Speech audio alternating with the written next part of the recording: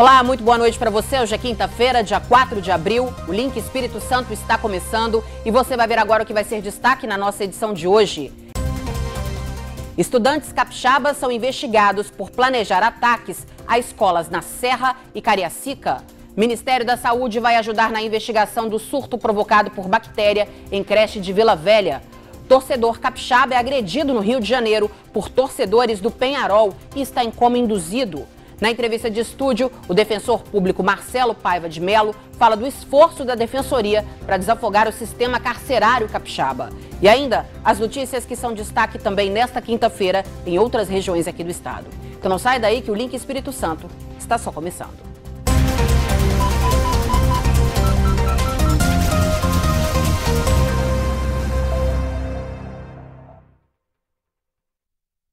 Mais uma vez, muito boa noite para você que nos acompanha aqui no Link. A Delegacia Especializada de Repressão aos Crimes Cibernéticos está investigando 2 casos de ameaças de ataques a escolas aqui na Grande Vitória. Os autores dessas ameaças já foram identificados. A Polícia Civil cumpriu na manhã de hoje um mandado de busca e apreensão na casa de um adolescente na Serra.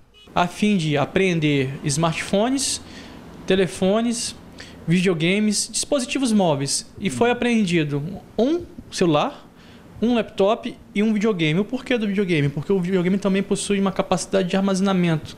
Então a gente precisa verificar ali o que está armazenado nesse videogame. Segundo o delegado que investiga o caso, a primeira ameaça aconteceu em uma escola da Serra e foi descoberta depois de denúncias. O caso que aconteceu na escola da Serra foi logo depois do massacre em Suzano, em São Paulo. Segundo a polícia, o rapaz que fez as ameaças, um aluno de 14 anos, informou que sofria bullying dos colegas. Só que depois de ter feito as ameaças, desistiu. Falou que tem um quadro de depressão, de acompanhamento psicológico, psiquiátrico, inclusive com um histórico de automutilação, e que tudo isso era em função do bullying que ele estava sofrendo por parte dos seus colegas. Ele estava sendo constantemente ridicularizado na escola. Então ele se revoltou, teve o start, digamos assim, né? Aí teve a vontade, assim que teve o ataque em São Paulo, pensou em promover um ataque na escola Belmiro, mas segundo ele, no mesmo dia, ele desistiu da ideia. Outro caso que também está sendo investigado aconteceu esta semana em Cariacica. Em um aplicativo de mensagens, um jovem ameaça ir à escola com mais 5 amigos e fazer um banho de sangue. Ele dizia ainda que usaria uma faca para dar mais emoção. A Polícia Civil identificou o autor das ameaças, um ex-aluno de 17 anos. Lamentavelmente, o jovem afirmou que nada mais seria do que uma brincadeira relacionada ao 1º de abril. Ele, domingo, postou isso, segunda-feira seria o dia 1º de abril, então seria uma brincadeira. O que é lamentável, considerando que causou pânico e tumulto na comunidade escolar. Pais, mães, professores, alunos. Então foi instaurado um procedimento para saber se de fato isso era uma brincadeira ou não, considerando que esse jovem também tinha um histórico de depressão, de automutilação, de acompanhamento psicológico. Então a polícia agora quer saber se isso é verdade ou é mentira. Então o caso está com a gente, vai ser investigado, concluído e posteriormente encaminhado ao Poder Judiciário. Segundo o delegado, é muito importante a vigilância dos pais, que devem estar sempre atentos aos conteúdos que os filhos acessam e compartilham na internet. A gente orienta realmente aos pais que fiscalizem o que os seus filhos fazem na rede mundial de computadores. Da mesma forma que a internet é usada para o bem, também é usada para o mal.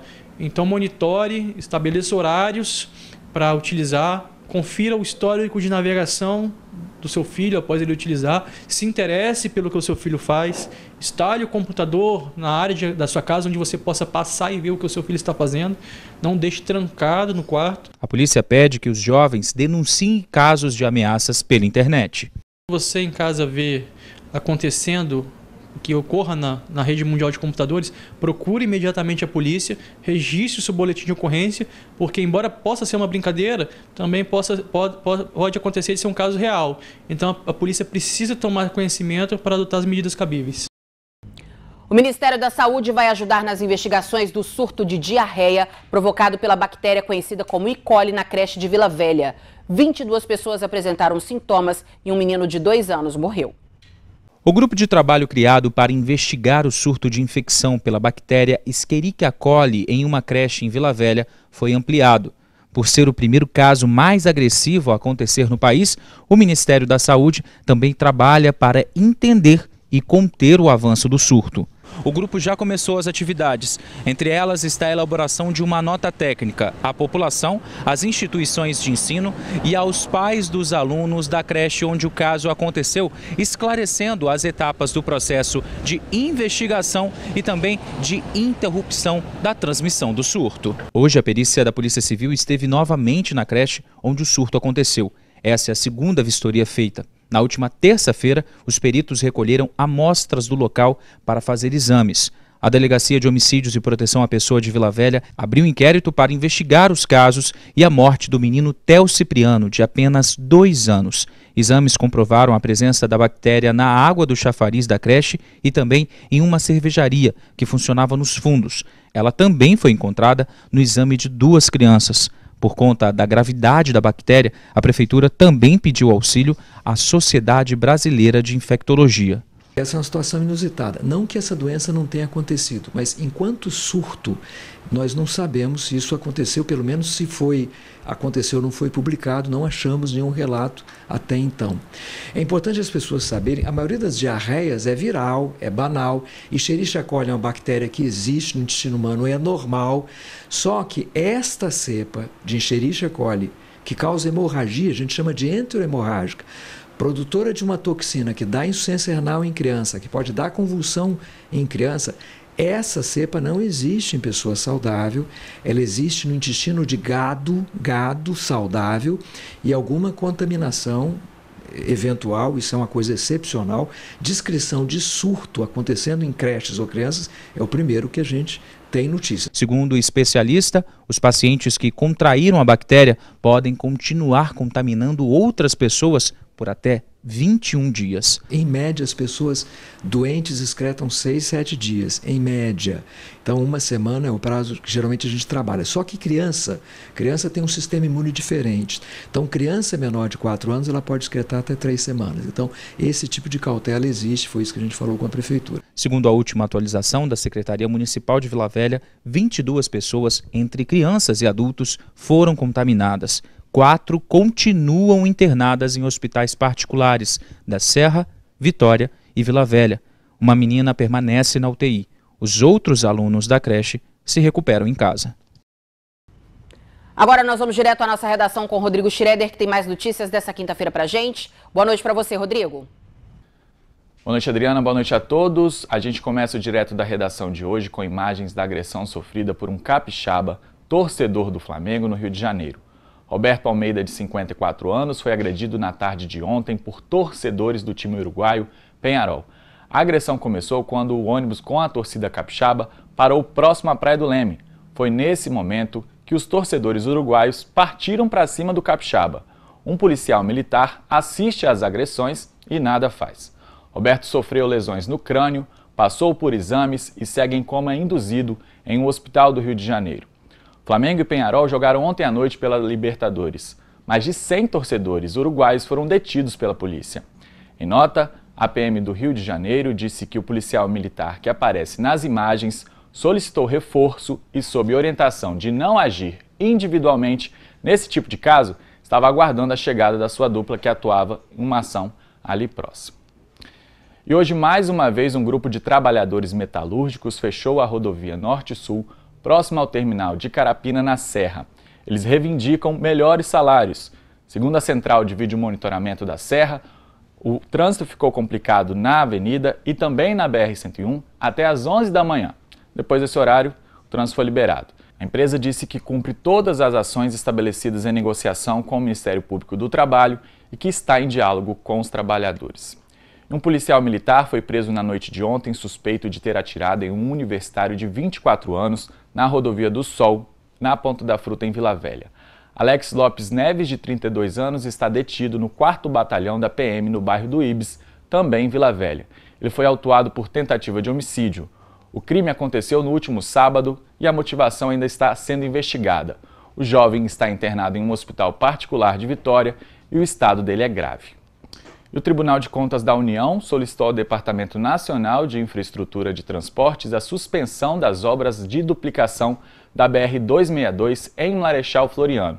O TCU informou que foram encontrados indícios de irregularidades durante uma fiscalização feita no fim de 2018. O DENIT disse que, apesar da solicitação do TCU, as obras no trecho continuam sendo realizadas. Adriana, pessoal de casa, essas foram as notícias de hoje do Direto da Redação. Eu volto ao estúdio com você. O link vai agora para um rápido intervalo e na volta a gente fala sobre o esforço da Defensoria Pública para desafogar o sistema carcerário capixaba. Então não sai daí que o link é Espírito Santo volta já.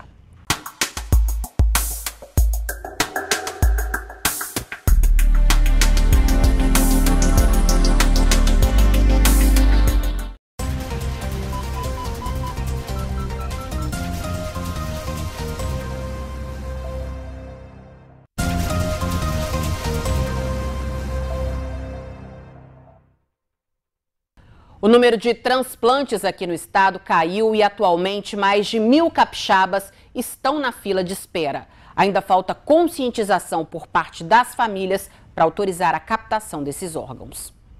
Há 2 anos a vida da Neide mudou completamente. Após um câncer no fígado, precisou de um novo órgão e teve que entrar na fila de espera. No primeiro momento eu fiz uma retirada de um tumor que estava fora do fígado. E aí ficou tudo bem durante um ano. Depois de um ano apareceram novos nódulos no meu fígado. Então aí o médico falou que a melhor opção seria um transplante. Foram 6 meses até conseguir um novo órgão. 6 meses de incertezas. Quem está na fila de transplante, 1 mês já é um sofrimento. Então 6 foi muito, para mim foi muito angustiante esperar 6 meses. Eu sei que tem pessoas que esperam muito mais, mas cada caso é um caso. Então assim, para mim na verdade eu achei que foi muito demorado. Quem também precisou de transplante foi a Ieda. O rim dela parou. Foram 3 anos fazendo hemodiálise. Mas há 14 anos a Maura, amiga da igreja, fez a doação.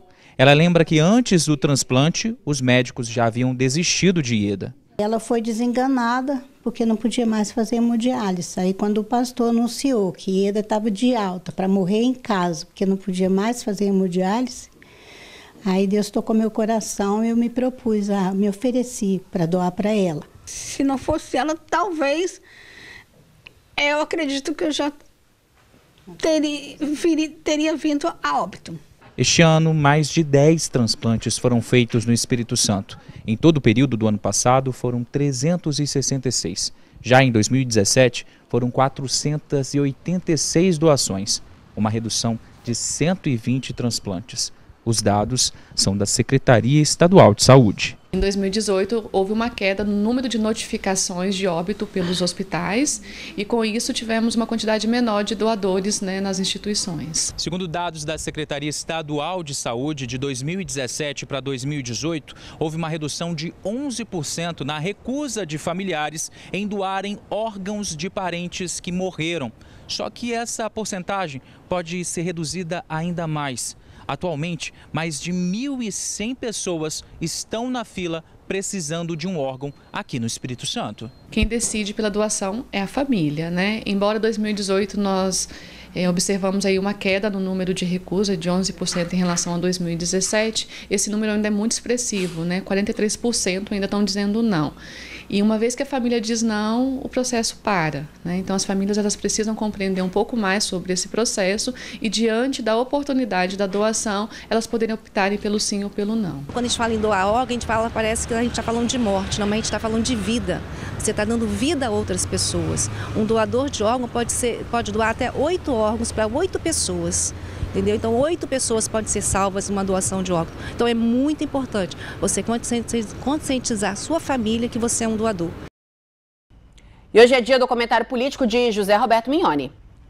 Ainda é muito cedo para presenciarmos algum movimento rebelde na Assembleia Legislativa. Sempre tem. Falta muito para os novatos escolherem seus gurus, seus lados, seus líderes. Existem lá algumas das denominadas raposas políticas. Ferraz e Enivaldo são algumas delas e que podem influenciar. O presidente Eric Musso é novo na idade, mas esperto no meio por conta do avô político. pode muito bem saber lidar com qualquer tempestade. Tem uns deputados um pouco mais rodados, mas que pouco interferem no todo da política da Assembleia. Os demais são novos, se achando espertos que podem tender para um lado ou para o outro. A gente aqui vai sentir o que deverá estar ocorrendo nesse sentido no ano eleitoral de 2020, eleição a prefeito. Aí saberemos para que lado penderão alguns deputados e o que pensam e agem, e até lá, eleitor, você que gosta de política, vai analisando aí. A Defensoria Pública vai realizar uma espécie de mutirão para analisar a situação dos presos aqui do estado. O objetivo é tentar desafogar o sistema que hoje opera bem acima da capacidade. Esse é o assunto do Rodrigo Schroeder na entrevista exclusiva de hoje.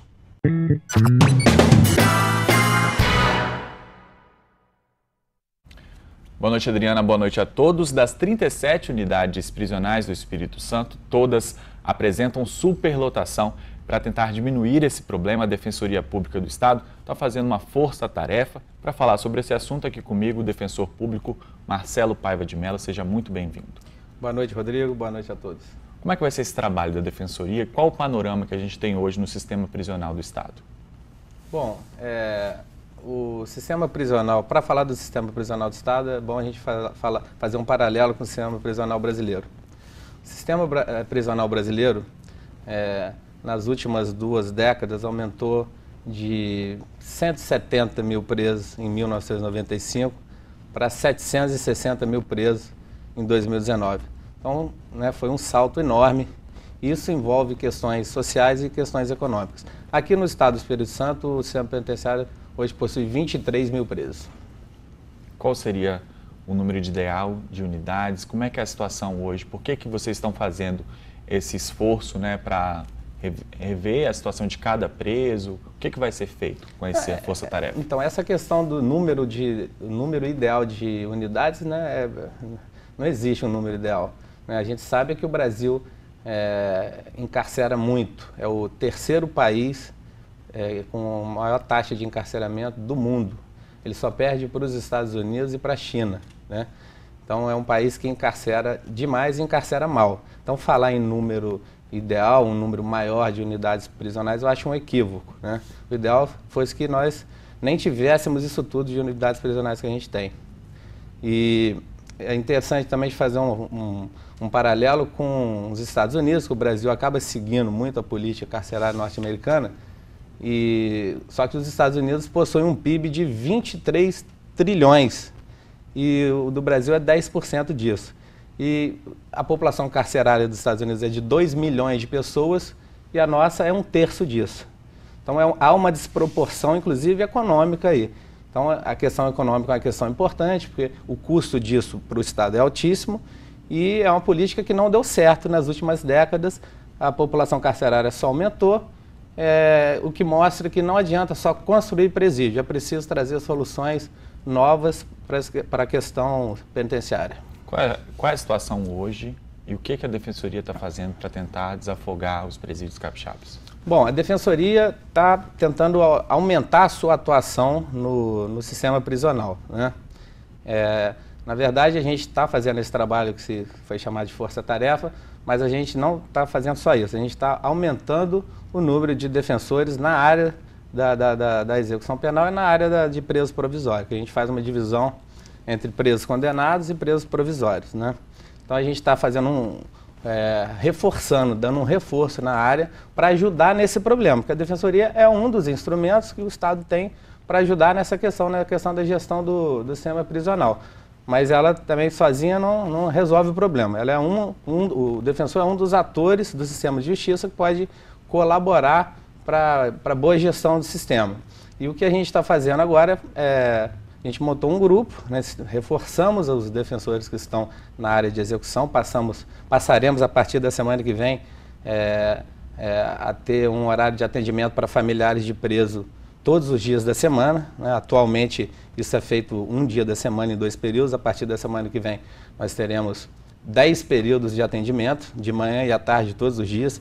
Isso permite com que os familiares levem as demandas diretamente para o defensor e o defensor tome a providência, de maneira que o sujeito que está preso receba o seu direito de maneira mais rápida, né? Porque a gente não tem como monitorar o tempo inteiro todos os presos do Estado. Então é mais um canal que a gente está ampliando de atendimento e isso vai ajudar nessa gestão. Além disso, tem um grupo de defensores que a partir de hoje, na comarca de Barra de São Francisco, né, é a primeira comarca que a gente está visitando, começou a fazer a visita às unidades e o atendimento a todos os presos das unidades prisionais.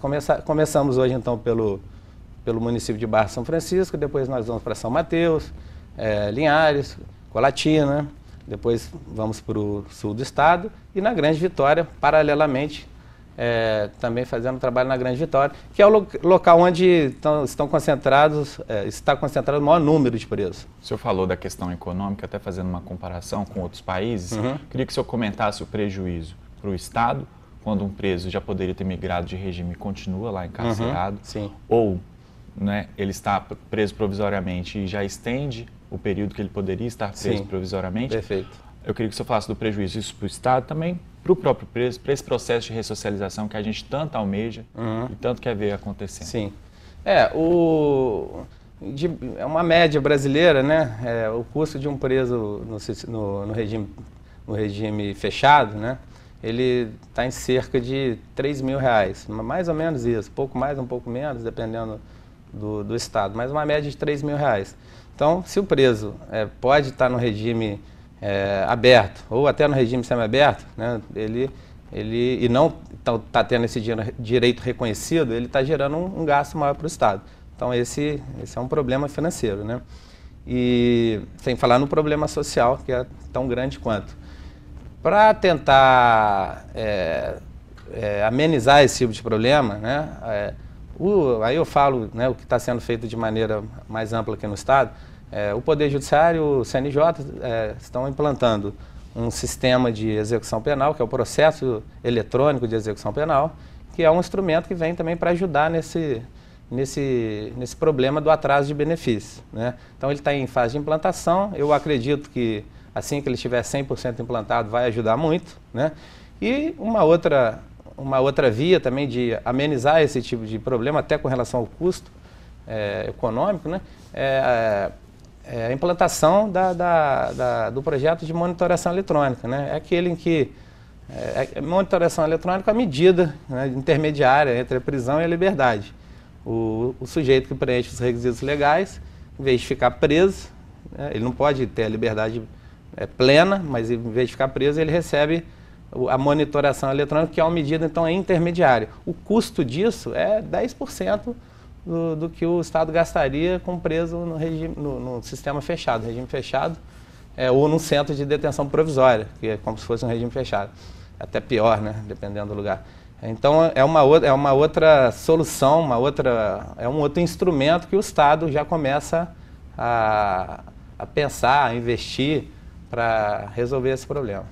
Na contramão disso, existe um projeto, pacote, um dos projetos dentro do pacote anticrime, que é o fim da progressão de regime. O que o senhor considera dessa questão? E endurecendo, né, as penas e os regimes, não podendo migrar de regime. O que o senhor acha que acontece com o sistema prisional do Brasil e Capixaba? Eu acho que endurecer lei penal, isso já foi feito no Brasil nas últimas décadas, né? As leis foram endurecidas, né? A lei dos crimes hediondos, a lei a lei de drogas, né? Que é uma lei que encarcerou boa parte da população carcerária, está presa por causa de tráfico de drogas, né? Isso também tem que ser dito. Então, endurecer a lei penal e impedir a progressão de regime, isso só vai gerar uma consequência, o aumento da população carcerária e o aumento do custo de manutenção da população carcerária. Isso não resolve o problema de criminalidade, a meu ver, né? Falo isso com a experiência de anos trabalhando no setor e os dados estão aí, né? As leis que foram endurecidas nos últimos anos só aumentaram a população carcerária e aumentaram a violência, porque não teve diminuição da violência no Brasil.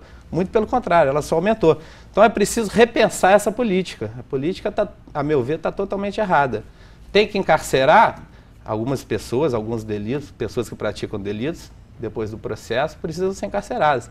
Mas não é para ficar encarcerando indiscriminadamente, como se faz hoje, né? Muita gente encarcerada por crimes de furto, sem violência, sem grave ameaça, estelionato,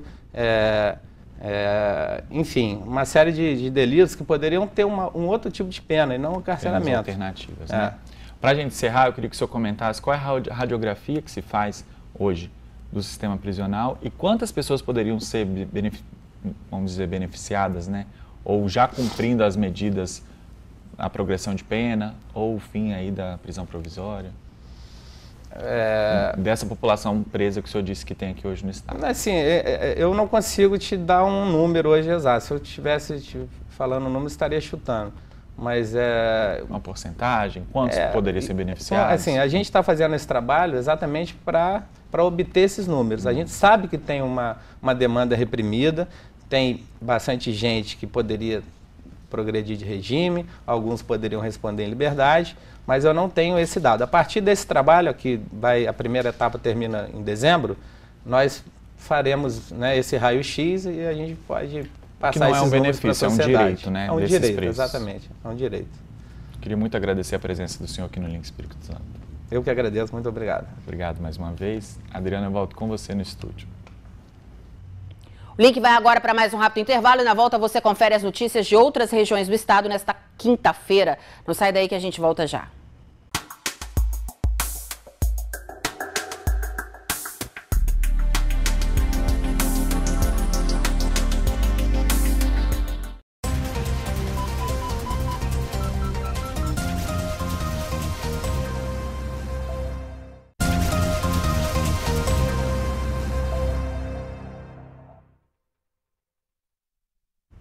Estamos de volta com o Link e agora é hora do nosso giro pelo estado com as notícias que são destaque nesta quinta-feira, também em outras regiões.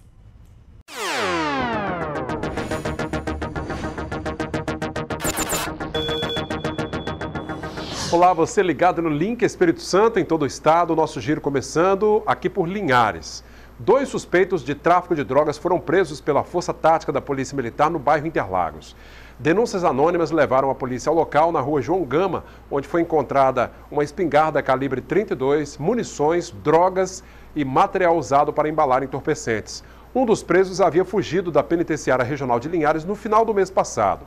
Os 2 homens com idades de 23 e 27 anos foram encaminhados para a Delegacia Regional do município e responderão por tráfico de entorpecentes e posse ilegal de arma de fogo e munições. Uma carga de cervejas sem documentação fiscal foi apreendida pela Polícia Rodoviária Federal aqui em Linhares. A carreta com os engradados passava pelo quilômetro 153 da BR-101 quando foi abordada pelos policiais. O veículo transportava 17 mil garrafas de cerveja e a PRF descobriu que não havia nota fiscal da carga e reteve a carreta. Uma equipe da Receita Estadual foi acionada e autuou o proprietário da mercadoria. Motoristas continuam abusando da velocidade e de outras infrações na BR-101 no perímetro urbano aqui de Linhares. A Polícia Rodoviária Federal reconheceu o problema e disse que tem se esforçado para coibir as infrações. Mesmo com a luz vermelha do semáforo, os condutores continuam cruzando o trecho sem se importar com a sinalização de trânsito. As imprudências no trânsito da BR-101 em Linhares têm se agravado dia após dia. A Polícia Rodoviária Federal reconhece o problema e diz que tem agido. Verifica uma série de infrações relacionadas aí à falta de utilização de equipamentos obrigatórios, ao excesso de velocidade, a falta do uso de cinto de segurança, a ingestão de bebidas alcoólicas e dentro das possibilidades da polícia, materiais, de efetivo, a gente faz sim fiscalização nesse local com o intuito de diminuir essa incidência. As infrações se tornaram cada vez mais comuns no trecho urbano da BR-101 em Linhares. O assunto já foi tema de outras reportagens da Rede Sim. Com relação à questão dos cruzamentos, a Polícia Rodoviária Federal já demandou à ECO-101 em inúmeras oportunidades o fechamento de alguns trevos aqui no município de Linhares. A população local, pelo que me consta, desgosta desse tipo de medida, porque num curto momento haverá necessidade de se percorrer um trajeto maior para cruzar a rodovia. Mas essas interseções em nível, esses trevos acabam por trazer mais insegurança para o nosso trânsito. Umas que foram modificadas há um tempo atrás, quando estava eu aqui na chefia da delegacia de Linhares, foi, por exemplo, aquela ali do Colégio Estadual e daquela empresa Joana d'Arc, né? Nós fizemos essas alterações. O resultado, no sentido da diminuição de acidentes, foi muito bom, muito importante. Historicamente, o trecho de 10 quilômetros no perímetro urbano da BR-101 em Linhares sempre foi muito violento, com muitas mortes, muitos acidentes.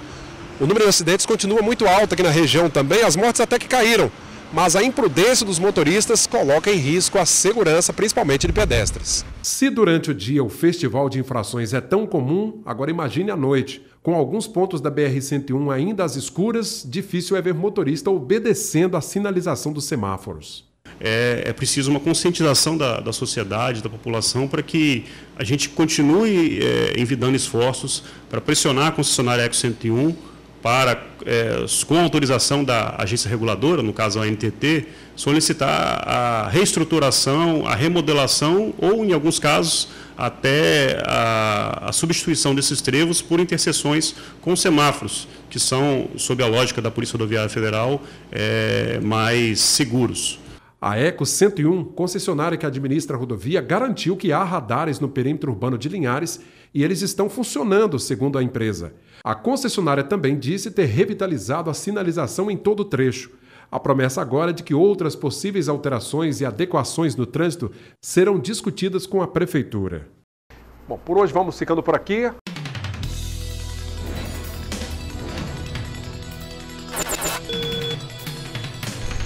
Olá, boa noite para você que nos acompanha aqui no Link Espírito Santo. A gente começa mostrando suspeitos de terem praticado homicídios aqui em Colatina e foram presos nesta quarta-feira pela polícia. A Polícia Civil de Colatina apresentou na tarde desta quarta-feira 2 suspeitos de terem cometido assassinatos nos últimos meses no município. Juarez Pedro da Silva Neto, de 19 anos, é acusado de ter matado Rogério Ramos da Cruz no bairro Vicente Soela no dia 8 de dezembro do ano passado. O cadáver da vítima somente foi encontrado pela Polícia Civil 2 dias depois do fato, já em decomposição. Rogério foi morto com requintes de crueldade, com golpes de faca e machado. O outro suspeito apresentado pela polícia foi Paulo Sérgio, conhecido como Coringa. Ele é acusado de ter cometido um homicídio na casa de shows de nome Russão, depois de uma discussão banal com a vítima, que foi morta a tiros dentro do banheiro. As investigações seguem e os 2 foram encaminhados ao Centro de Detenção Provisória, o CDP de Colatina. Falar agora de esporte. Depois de ter o início adiado por 2 vezes, enfim, o Campeonato Capixaba de Futebol da 2ª Divisão começa neste fim de semana. A cidade terá a participação de 2 equipes. Uma delas é o Colatina Esporte Clube, que estreia sábado na competição. O verão acabou, mas o calor na Princesa do Norte parece o mesmo. O treino do Colatina, às vésperas da estreia na Segundinha Capixaba contra o São Mateus, tem um ingrediente a mais, o sol forte. E não é para menos, a comissão técnica faz questão de adaptar os atletas a essa situação, pois o time vai mandar seus jogos em casa sempre às 3 horas da tarde. A preparação começou no mês de fevereiro e o primeiro confronto é um clássico regional, uma partida que tem muitas histórias de rivalidade no futebol profissional. O Colá vai pegar o São Mateus, o Pitbull do norte do estado. O grupo está focado e assimilou bem o novo esquema de jogo implantado pelo técnico espanhol Quique Silvestre. A expectativa de uma boa estreia é grande entre todos. E uma vitória em cima do São Mateus, aqui mesmo no estádio Justiniano de Melo e Silva, no sábado à tarde, vai servir para o Colatina começar a competição com o pé direito e, é claro, dar confiança para o torcedor. Para o treinador Quique Silvestre, espanhol, que teve passagens por clubes da 3ª Divisão da Espanha e Itália, a avaliação é positiva. E uma vitória logo na estreia é a intenção do grupo. Quique disse que implantou um novo sistema utilizado por ele na Europa e o grupo assimilou bem essa estratégia. O grupo adaptou bem. Agora estamos já fazendo trabalhos mais específicos de sistema, tanto sistema defensivo como ofensivo, com bola e sem bola, e os jogadores têm o conceito adequado. Lucas é do interior do Espírito Santo, do município de Itaguaçu. E se depender dele, a torcida colatinense vai gritar muitos gols. A expectativa é boa, o time vem melhorando cada vez mais a cada jogo, vem se entrosando mais e espero fazer muito gol, igual estou fazendo amistoso. Mas para se dar bem na frente, a zaga tem que estar preparada. A comissão técnica aposta na qualidade de jovens atletas, como é o caso de Guilherme, defensor de 23 anos. Não vai faltar força, não vai faltar vontade. Foi um mês de preparação forte e pode ter certeza que dentro de campo a gente vai dar o nosso máximo. A hora está chegando, agora é se concentrar para uma boa estreia e o torcedor deve comparecer para prestigiar o colar e ser o 12º jogador na arquibancada do Estádio Municipal.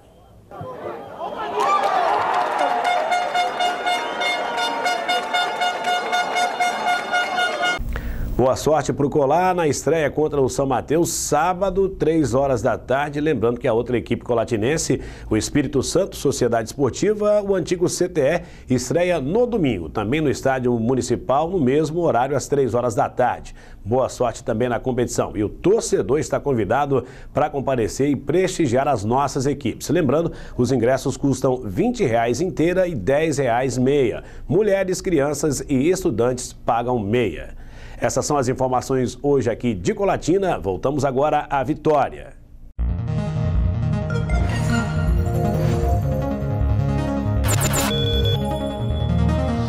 Nós vamos agora para mais um rápido intervalo e na volta a gente continua o nosso giro de notícias pelo estado. Não sai daí que a gente volta já.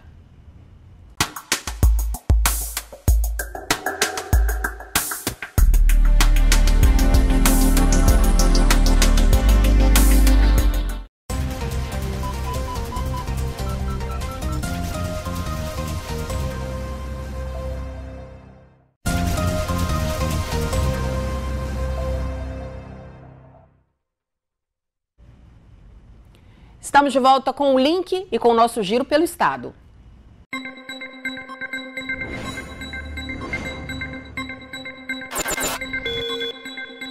Em São Mateus, no quilômetro 30, zona rural do município, um produtor de pimenta do reino está usando 2 aliados na sua propriedade.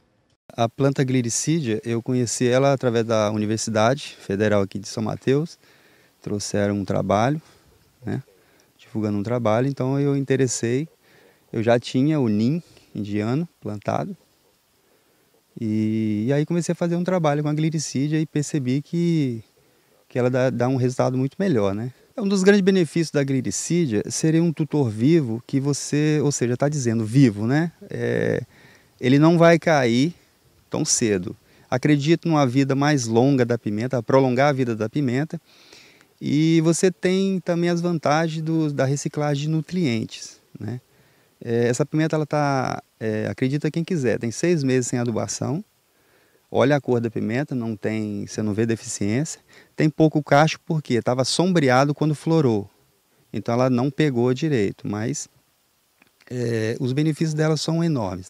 Durante 15 meses, Mauro observou que as pimenteiras com tutor vivo são mais uniformes e contribuem para a maior longevidade de cultivo e menor degradação ao meio ambiente. No entanto, no decorrer deste tempo, alguns erros também trouxeram certa experiência para o produtor. Os erros que eu percebi foi tipo essa estaca, né? O produtor adquire a estaca e planta na propriedade.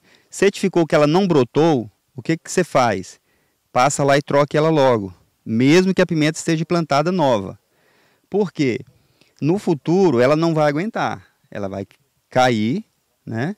E você vai ter menos um pé na sua propriedade, né? E se for vários? Então, isso foi um erro. Ele permanece aqui exatamente para mostrar para quem quer adquirir tutor vivo não cometer esse erro. Então isso você não pode cometer mais na sua propriedade. Eu cometi aqui porque é área de teste. A glyricidea apresenta teores de proteína em torno de 23% e produz até 70 quilos de matéria verde por ano. De acordo com pesquisadores, a glyricidea é uma espécie de ouro verde para as regiões secas. Tiago conhece Mauro há mais de 8 anos e vem acompanhando os estudos do amigo. Para ele, a glicídia vem como uma grande esperança para o produtor. Eu estou acompanhando agora algumas áreas de pimenta, né? Com isso, a gente viu os tutores vivos, em comparação aos tutores mortos, que onde tem tutor morto, a planta está sofrendo mais, né? E aonde tem tutor vivo, justamente aqui, que está uma área bonita, né? Está bem conduzida. Resistente ao clima rigoroso, ela pode ser usada para recuperar e manter a temperatura do solo, além de servir na alimentação de ovinos e bovinos, situações em que é altamente recomendável. Essa leguminosa consegue reduzir em 70% o uso do farelo de soja, que representa elevado custo na ração animal. A glicídia, ela veio, para quem não sabe, ela veio do México, da América Central, e para sombrear cacau. E vira a potência dela na alimentação animal, no qual ela tem 24% de proteína. E proteína todo mundo sabe que hoje que é caríssima, né? E você tem ela ali quase no 0,800, né? A natureza está te dando. Então, para frente, eu quero também estar fazendo um trabalho na alimentação animal, tá? Com acompanhamento técnico e tudo mais. O uso da glicídia como tutor vivo na pimenta do reino é uma tecnologia de baixo custo de implantação e fácil de ser desenvolvida e apropriada para a agricultura familiar. Vai diminuir o custo de implantação e terá muitos benefícios durante o plantio. Viemos conferir de perto o que o produtor aqui está fazendo e a gente pode observar que a pimenta não sofreu com o sol escaldante dos últimos meses e devido ao sombreamento e os outros benefícios que o condutor vivo faz no plantio de pimenta. Eu só vejo vantagem. A glicídia é o tutor do futuro, é a estaca do futuro da pimenta do reino.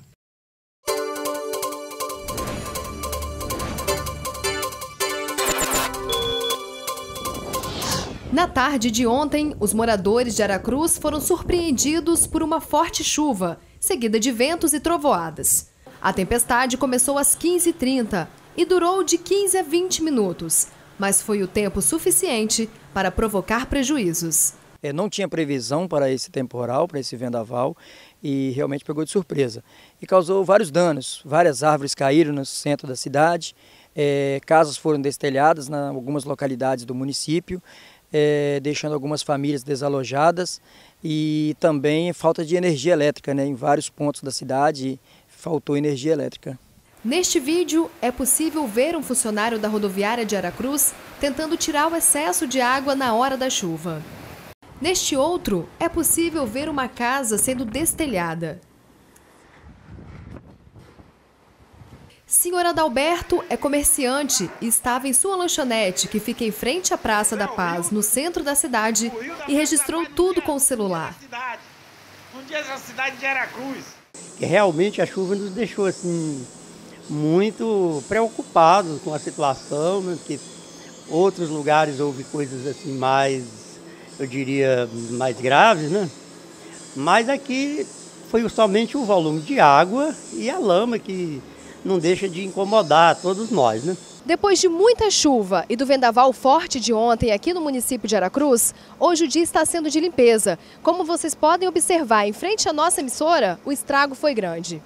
E queda de árvores aconteceram em todo o município. Segundo Luiz Fernando, secretário de Defesa Civil, somente na rodovia S-257, que liga Aracruz a Ibiraçu, 8 árvores caíram. E na rodovia 124 foram 6 árvores. Na sede do município, o número é incalculável. A Defesa Civil esteve nas ruas, nos bairros, orientando a população de que forma agir, orientando a população para que não tentasse retirar árvores, né, por conta própria, podendo as árvores estar energizadas e causar um maior acidente, né? E também acionou o Corpo de Bombeiros e a Excelsa, a EDP Excelsa, para que pudesse restabelecer a energia. E na orientação das famílias. Ao todo, 4 famílias ficaram desalojadas e estão recebendo atendimento da assistência social.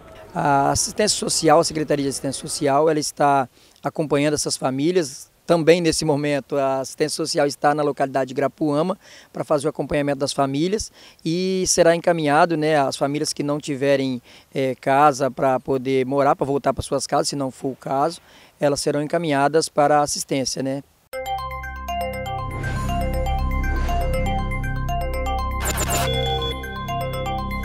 Olá, boa noite. A gente continua o nosso giro de notícias. Começamos falando de acidente. É que uma mulher de 24 anos morreu nesta quarta-feira em um acidente na altura de Santa Clara, em Ibatiba. Elaine Martins Gonçalves era moradora de Lajinha, Minas Gerais, e seguia pela S-185 em direção a Ibatiba, quando perdeu o controle da moto e chocou-se com uma placa de sinalização.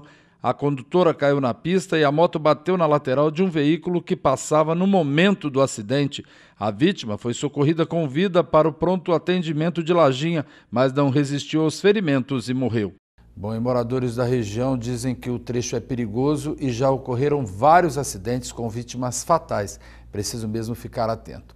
Teve morte também no setor de mármore e granito. Um homem de 68 anos morreu depois de ser atingido por chapas de granito. O acidente foi na tarde desta quarta-feira em uma empresa no distrito de Conduru. José Clóvis Lousada ajudava no carregamento de um caminhão quando foi atingido pelas chapas que caíram sobre ele. Ele chegou a ser levado para o hospital, mas não resistiu aos ferimentos e morreu. Uma equipe do Sindmármore esteve no local para apurar as causas. Vamos mudar de assunto e falar de agronegócio. A agricultura familiar constitui a base econômica de 90% dos municípios brasileiros. Aqui em Cachoeiro, ela impulsiona a diversificação no campo, agrega valor, estimulando a produção rural. Moitãozinho fica a poucos quilômetros de Cachoeiro, lugar pitoresco de muito verde e aquele ar interiorano que cativa quem chega. Viemos aqui conhecer a propriedade de seu Isaac, um produtor apaixonado pela vida no campo. Fui nascido e criado no campo. Meu pai sempre trabalhou com lavoura, verduras e eu cheguei até a sair para trabalhar com o caminhão, que na época estava difícil. E depois que eu casei, eu voltei para a roça. E hoje tem 25 anos que a gente está trabalhando na roça direto. Chegamos bem na hora da higienização do mamão e preparo da cana para comercialização. Depois, de carona, saímos para conhecer a propriedade. São cerca de 7 alqueires onde ele optou pela diversificação. O motivo é a feira, né? Para gente ter um pouquinho de cada coisa. E o outro motivo é preço. Porque quando um tá ruim, o outro tá melhor, então a gente consegue... Tá sempre comercializando. Sempre comercializando. As paisagens na propriedade de seu Isaac são de encher os olhos. Aqui a cebolinha tá bonita de se ver. A salsinha tá viçosa. O quiabau já tá no final da colheita. Do alto do morro dá pra gente ver a plantação de tomate lá embaixo. Tem jiló e olha, o pimentão tá quase no ponto. Os pés de abóbora também prometem. Em boa parte ele cultiva pepino. São cerca de 15 caixas colhidas 2 vezes por semana. E olha as folhas de taioba que estão enormes e elas se tornaram um bom investimento. Foi sim, porque a gente não usa veneno nenhum. É a única verdura que a gente ainda está conseguindo produzir sem veneno. Eu vi que você fez investimento também em cebolinha, salsinha. Sim, estou fazendo aqui nesse terreno, porque aqui ainda também não estou usando nada ainda não. Seu Isaac cultiva ainda laranja, coco, olha a pimenta, tá bonita, hein? E os mamões prontos para serem colhidos. Uma paradinha para experimentar a mexerica pocã que tá docinha. Líquido precioso ele tem de sobra para irrigação que ele utiliza no sistema de gotejamento. Chegamos ao carro-chefe. Olha que bela plantação de couve-manteiga. São 25 mil pés e cerca de 2 mil maços comercializados por semana. Mas como todo produtor, ele tem seus vilões. Por exemplo, a questão do sol, a falta de chuva, a couve estava pequena. Hoje ela já está bem melhor, né? Eu espero daqui uns 30 dias, se a chuva continuar, vai melhorar mais ainda. E infelizmente a gente tem esses altos e baixos, né? O segredo é persistir. Tem que persistir. Um dos grandes incentivos para essa diversificação é a agricultura familiar. A agricultura familiar hoje ela consiste em 85% da produção Brasil, onde os produtores são da própria família, eles mesmos conseguem produzir, cuidar dessa propriedade e gerir essas hortaliças que eles produzem. Hoje está sendo muito bom, porque a minha fonte de renda é essa. A gente mexe com outras coisas, mas a maior força é essa daí. A agricultura familiar tem suas qualidades distintas. Nela, toda a família trabalha na gestão da própria propriedade, de onde vem sua principal fonte de renda. Além disso, faz a união da família se fortalecer mais, criar uma intimidade particular com a terra, seu local de trabalho e moradia. O retorno é que ele, sendo da agricultura familiar, ele pode participar dos programas governamentais, que é o PA, PNAE e o CDA. Sempre todo ano lança o edital, ele faz o cadastro e está apto a participar desses programas. E além também de poder estar participando das feiras que o nosso município proporciona, que são as feiras da agricultura familiar. Nós temos casos de produtores hoje com a participação dele nesses programas. E na feira, a renda dele hoje é 3 a 4 vezes mais. Seu Isaac trabalha duro de sol a sol, mas com um coração de valores, principalmente quando o assunto é a conquista do seu espaço. Quando você olha para tudo que você tem, as coisas que você já realizou, o que passa pela sua cabeça? Muito cansaço que eu tive. Mas e hoje? Eu fico até emocionado em falar, entendeu? Mas está sendo bom. É muito prazeroso estar hoje trabalhando na roça, estar aqui conversando com você e falando da minha vida. É um vencedor? Sou. Bem de Cachoeiro de Itapemirim, nós voltamos à Vitória.